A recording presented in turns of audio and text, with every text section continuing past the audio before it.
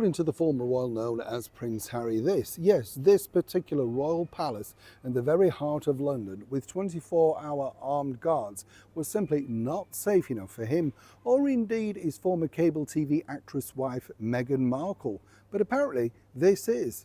As ever, let me explain. Morning, good to see you. Thank you so much as ever for your time today. I hope you're all keeping well, whatever you're doing. Are you having a good day? Not bad. Yes, it's always good to share, isn't it? And I'm so glad that you enjoyed so many of our recent videos. And I say ours, of course, you know I make them exclusively for you. People say to me, oh Neil, you know, is there anybody else? No, there's literally me. By the way, can I also point out, people said, a couple of people pointed out, oh Neil, I can't do with you walking, you know, it makes me dizzy, or don't turn the camera around. Some people like it, some people don't. What I would say, if it's not for you, simply just listen to the audio. You don't have to watch the picture. That's the beauty of being in vision and audio, isn't it? And I just kind of think, well, you know, you can't please everybody. You just try and please those that you can. Am I right? Are you all right? We'll have a wave. Are you all right? Yes, thank you so much. Now back as ever to your royal story of the day. Fascinatingness, really. You know, St. James's Palace, I've been in there. Beautiful place. And when you think about it, it's one of the royal palaces that often gets overlooked because of where it is, you know, the bottom of St. James, but it's steeped in history. You get the feeling, let me tell you, when you're down in that area, that truly you could feel British history. You know, things have gone on down there. Could be me, but I just feel other thing. You know what I mean? When you go in a certain place and you think, yes, I'm not alone here. But apparently Harry didn't want to be alone in there because he didn't think it was safe enough to bring his wife and two children, the invisible children that nobody ever sees, even though they'll go on TV talking about them, saying how wonderful they are. I didn't realize, by the way, that 5 and 3-year-olds were so versatile on social media. Incredible. You know, when you think about it. I don't know about you, I'm struggling at this age to master social media.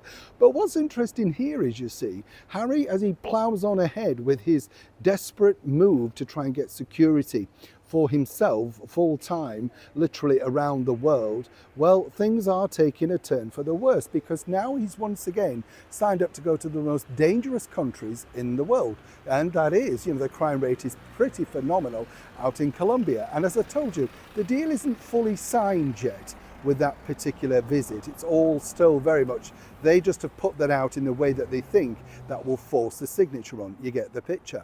But here's where it gets very convoluted for Prince Harry, because you see, if he now pushes ahead with this of saying London's more dangerous, he literally has handed the British Home Office, His Majesty's government, the information on a plate. They will just pull out crime statistics of London or indeed the United Kingdom based against the countries that they've recently visited, like Nigeria, South Africa, and now Colombia. And they will want definitive moments of exactly where did he feel that he was in danger, as against to somewhere like Colombia. Now, their argument will be, well, out in Nigeria, they were provided with, you know, guards, etc., so they knew where they were going to be, the hotel was checked out, all of that sort of stuff. But it simply won't wash.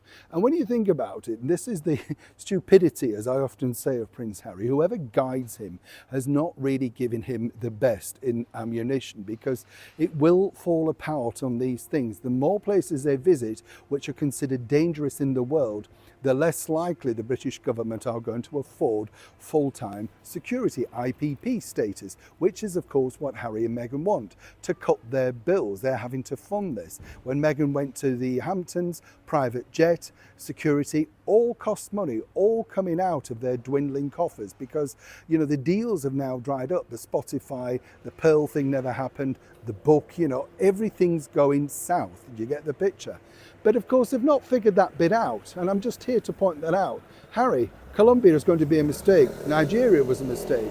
And if you think you can win this against the British public, truly you need to think again. This would be the final straw. And if the government, by some master fluke, decided to give in, then truly this would be the end of the monarchy.